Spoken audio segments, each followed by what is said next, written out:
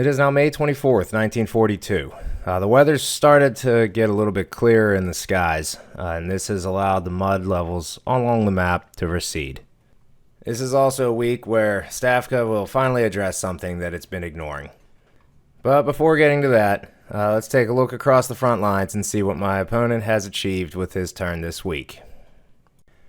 The South remains mostly quiet. Very far along the Black Sea, he moves up 3 divisions and hits a very unready rifle division of my own, pushing them back.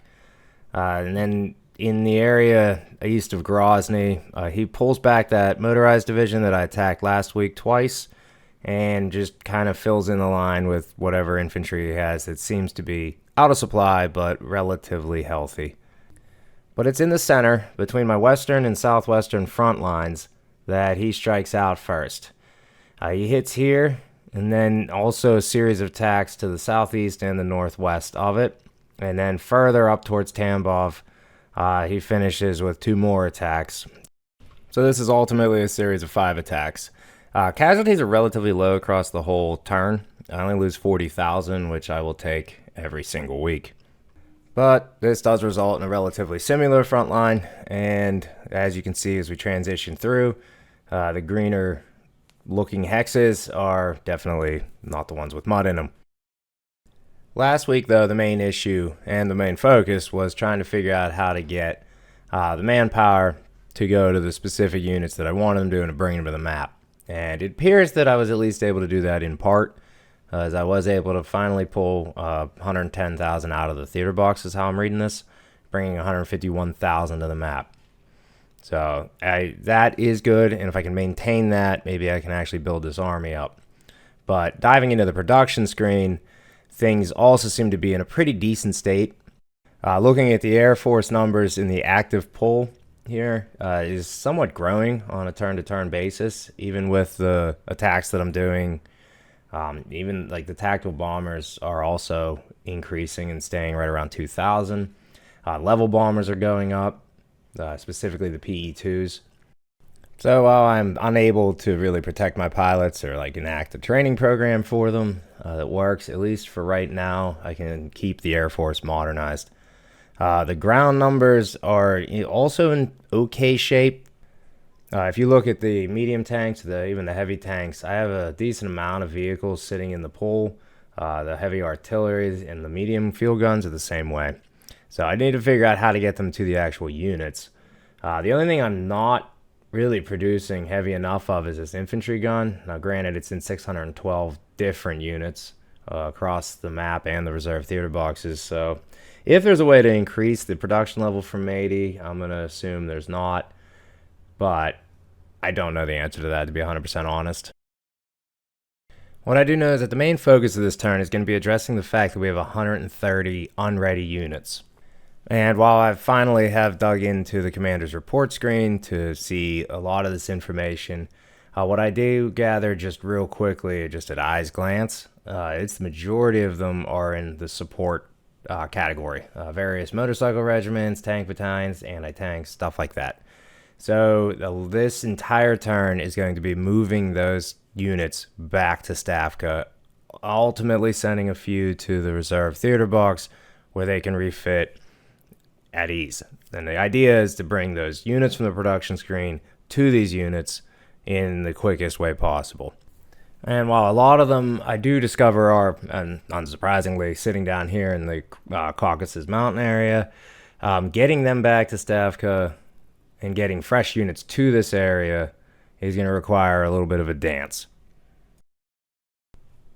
Now, the reason I'm going to have to go through this little maneuver is because sitting down here in Baku, the Crimean front is technically cut off from Stavka. So I can't send support units directly to it. I can send the support units back to Stavka, which makes it easy. But in order for me to do anything with this entire front down here, I have to hit the Caspian Sea and send the entire front offices, at least for a week or two, up to the north. But it should be relatively risk-free. And then once getting here, you can get fresh engineers, fresh artillery, a little bit of anti-tanks back down into the Caucasus area maybe that'll be enough to turn the tide to start pushing him back towards Grozny. So that's the hope in the next couple weeks, but for now, we're going to sit here, replenish some of these units, and then move it back as soon as possible. That does not mean, though, here in the south, I'm going to sit with my hands tied. I still have what looks like numbers and supply on my side, so I'm going to strike out where I can, even if the battles ultimately result in him just holding the ground.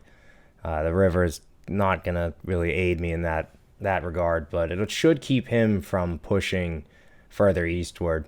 But only time's going to tell on that. I'm going to rail some units up into here and refit some things, and it's going to be limited. But until I get that front back down here and start putting the artillery, the fresh units, support units into this area, not going to get too aggressive. The only other area on the map that I actually engaged in anything is south of Stalingrad. He left one of his infantry divisions sitting on, well, I mean, a lot of them are on 0 forts right now, but along the edge there by my guards rifle divisions just seemed like easy prey. So, I mean, it is about 90,000 men attacking with 36 tanks, which we lose about 90% of them, as usual with this Russian army. But it does push them back. The only thing I was kind of surprised about was the fact that his Air Force did engage, because I did bomb this hex relatively strong from my side of the turn with absolutely no air cover from his side.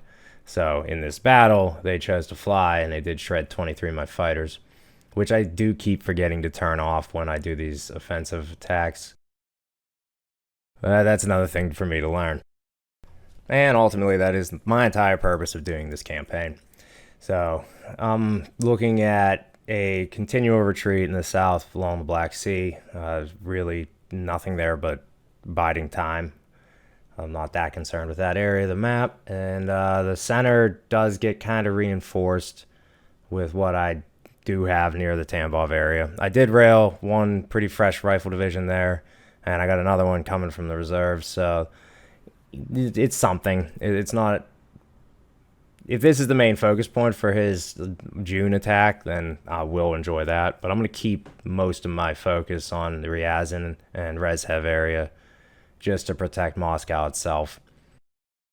I just have to stay on myself to continue to look at where I have the refits going and actually like pay attention to the micromanaging side of this game. But the turn has been sent back, and we'll see what surprises he has for me when I get what will be turn 50.